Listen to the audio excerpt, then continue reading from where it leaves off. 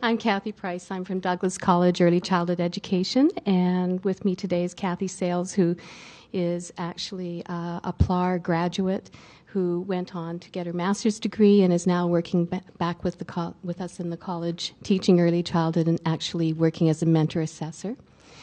A little bit about the prior learning assessment at Douglas. It's been around for about 20 years. It's a flexible program. Because our candidates come from such a wide variety of early childhood programs, they come with various levels of training, education, and experience. So what we do is we have them give their own evidence and meet the childcare sector occupational competencies through a portfolio process.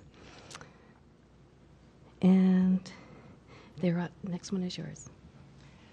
I have about 25 years experience as an early childhood educator. I'm very proud to be an early childhood educator. I'm director of St. Barnabas Daycare, and we're a multi-aged licensed center for 18 months to 5 years. We have a relationship with Douglas College over the years, and as a result of that, we had faculty who really took to our staff and really believed in our staff. And as a result of that, I entered into the PLAR assessment just because I had a lot of experience and a lot of certificates, but nothing that was really recognizable.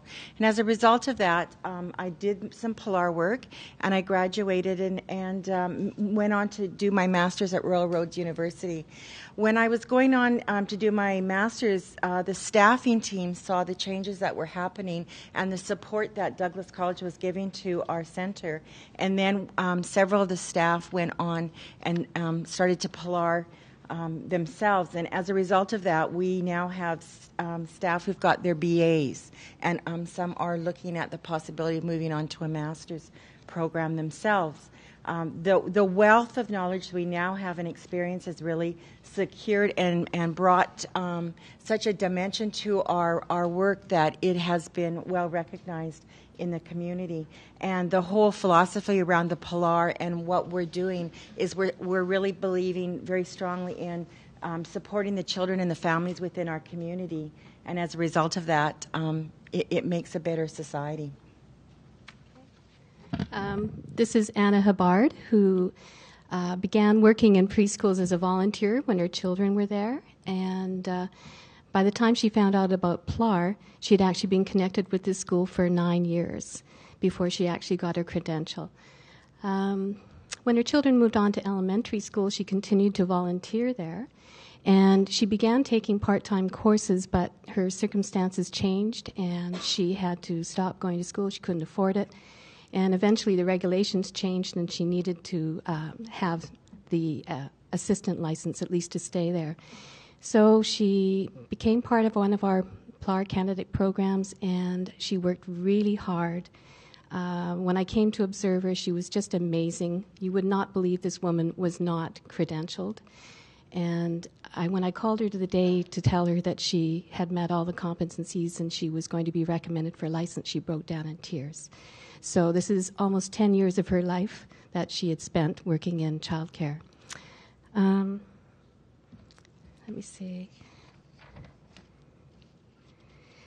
She also created some community programs in the elementary school where her children were going, and they're still running to this day. This is Monica Flamenco, who works in the Waldorf School in North Vancouver. She actually has a degree in Montessori training from Ontario. When she came to BC, none of that mattered, so she had to work as an assistant where she could. And so eventually she found out about PLAR, and within about 6 months had her ECE license. She's now working in the kindergarten and preschool programs at the Waldorf School. She's been really inspired by the whole idea of mentoring, and now she's thinking of either taking some more training or going on to get a graduate degree. And has now been, I think, mentored very much by Kathy and inspired by her research that she did when she did her master's. The next one is yours.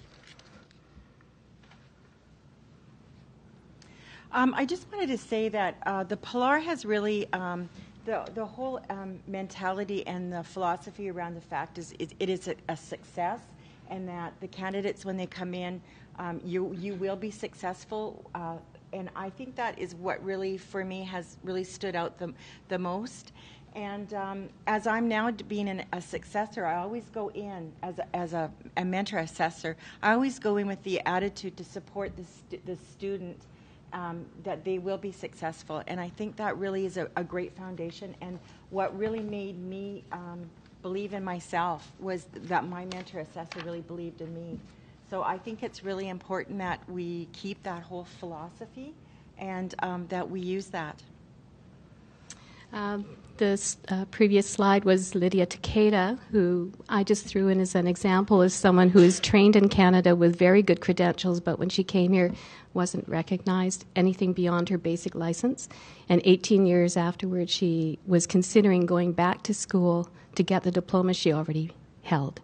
And then she found out about PLAR, had it done in 6 months, and she's continuing to work with special needs children as she has been doing as an assistant for many years.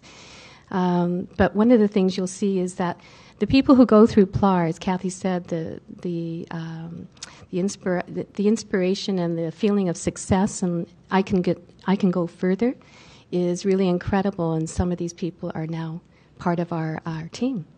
And there's just some information there on how to get in touch with us if you're interested. We have some handouts that you can pick up, and we have